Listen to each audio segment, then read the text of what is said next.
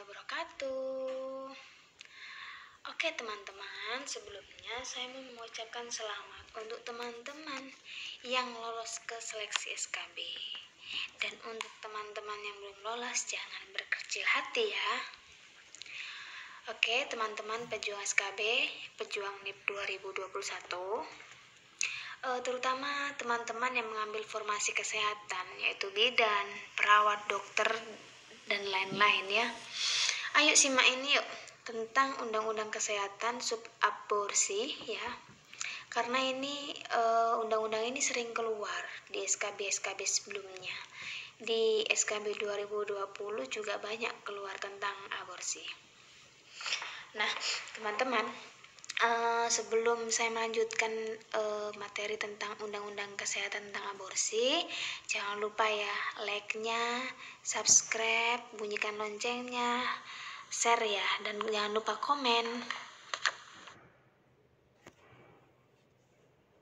Nah ini di Undang-Undang Nomor 36 tahun 2009 tentang kesehatan. Ada beberapa pasal yang menerangkan tentang aborsi, yaitu pasal 75, pasal 76, dan 194. Nah ini teman-teman ya, jadi begini, di pasal 75 ini menerangkan seperti yang kita lihat, seperti yang kita ketahui ya, bahwa aborsi itu kan sebenarnya tidak diperbolehkan ya.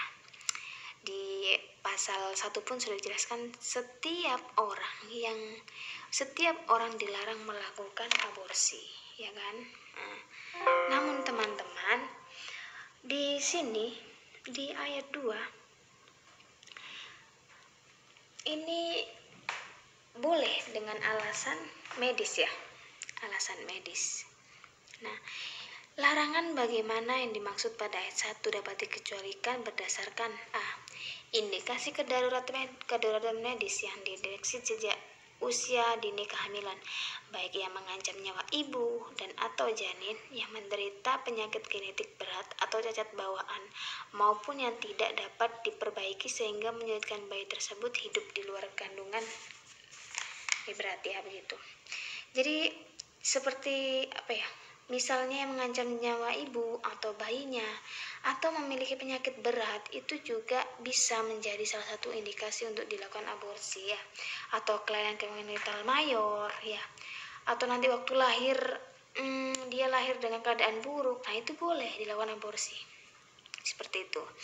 Nah, kemudian kehamilan, indikasi yang kedua yaitu kehamilan akibat pemerkosaan yang dapat menyebabkan trauma psikologis bagi korban perkosaan. Ini boleh ya. Nah, sekarang ayat 3, pasal 75 ayat 3. Tindakan sebagaimana dimaksud pada ayat 2 hanya dapat dilakukan setelah melalui konseling dan atau penasehatan pratindakan dan diakhiri dengan konseling pasca tindakan yang dilakukan oleh konselor yang kompeten dan berwenang. Jadi tidak semua orang boleh, semua nakes boleh ya. Yang boleh melakukan indikasi ini, melakukan tindakan ini, yaitu tindakan aborsi, itu hanya nakes yang memiliki keterampilan dan berwenang dan tersertifikasi oleh Kemenkes ya. Jadi bukan orang sembarangan. Nah, kemudian kita ke pasal 76. Nah, aborsi sebagaimana dimaksud dalam pasal 75 hanya dapat dilakukan pertama, sebelum kehamilan umur 6 minggu dihitung dari haid pertama haid terakhir, kecuali dalam hal keadaan darurat medis ya. Nah, terus yang kedua, oleh tenaga kesehatan yang memiliki keterampilan dan kewenangan yang memiliki sertifikat yang ditetapkan oleh Kementerian Kesehatan. Yang ketiga, dengan persetujuan ibu hamil yang bersangkutan, ya harus ya ini. Yang keempat, dengan izin suami kecuali korban pemerkosaan. Dan yang terakhir, penyedia layanan kesehatan yang memenuhi syarat yang ditetapkan oleh menteri. Jadi tidak semua penyedia pelayanan itu boleh untuk melakukan aborsi, hanya untuk orang atau nakes yang memiliki keterampilan dan berwenang dan tersertifikasi Kemenkes ya. Kita masuk ke pasal 194. Nah, Di pasal 194 ini menerangkan tentang pidana ya, pidana melakukan aborsi ya. Saya bacakan ya. Setiap orang yang dengan sengaja melakukan aborsi tidak sesuai dengan ketentuan sebagaimana dimaksud ya, sebagai dimaksud tadi yang karena pemerkosaan atau ada kelainan kongenital seperti itu, dalam pasal 75 ayat 2 dipidanakan dengan pidana penjara paling lama 10 tahun dan denda paling banyak 1 miliar ya. Jadi sudah jelas sekali bahwa tindakan-tindakan aborsi ini jika tidak dilanggar dan melakukan aborsi secara sembunyi-sembunyi atau dilakukan oleh nakes yang tidak memiliki keterampilan atau tidak berwenang dan tidak tersertifikasi Kemenkes, itu akan dikenakan sanksi ya kan. Ini teman-teman dihafal ya, mudah sekali ya, cuman ada 3 pasal, yaitu pasal 75, 76 dan pasal 194.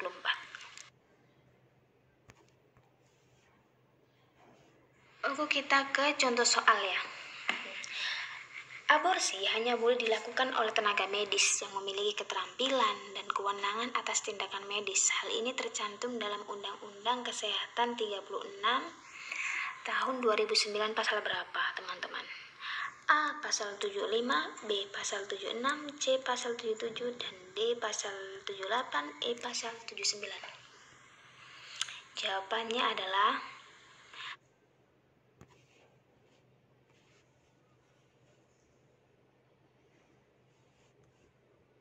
yang contoh soal berikutnya ya.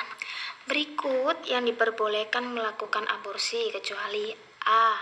Sebelum kehamilan 6 minggu, B. Dilakukan oleh tenaga kesehatan yang memiliki keterampilan, C. Mendapat izin dari suami, D. Membeli obat secara bebas, dan E. Mendapat persetujuan dari ibu hamil yang bersangkutan.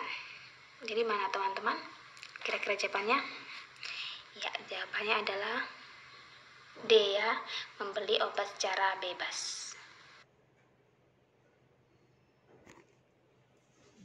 Oke, kita lanjut ke soal berikutnya. Berikut salah satu indikasi medis yang diperbolehkan aborsi adalah A.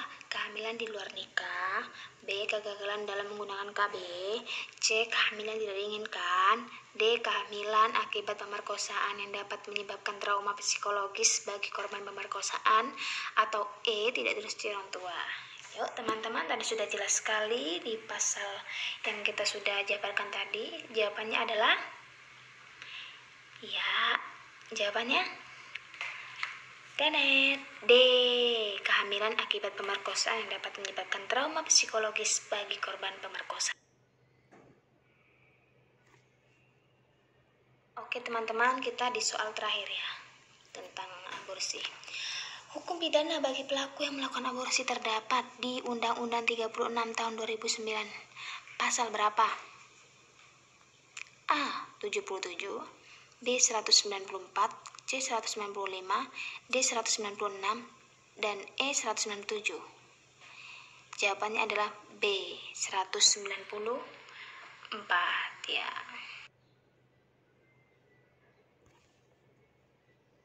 Oke teman-teman, demikian sharing kita kali ini tentang Undang-Undang Kesehatan Nomor 36 tahun 2009. Submaterinya tentang aborsi ya. Jadi pasal-pasal yang menerangkan tentang aborsi ya. Teman-teman, ini sebagai rekomendasi teman-teman, sebagai acuan atau sahabat belajar, yaitu aplikasi sahabat CPNS. Ini kalian bisa menggunakan kode referral ini supaya mendapatkan potongan harga. Di dalam sahabat CPNS ini sudah lengkap sekali teman-teman.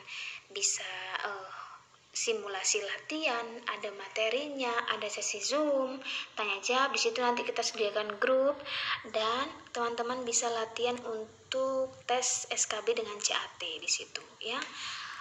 Terima kasih untuk teman-teman. Jangan lupa subscribe, like, share, and comment ya. Assalamualaikum warahmatullahi wabarakatuh.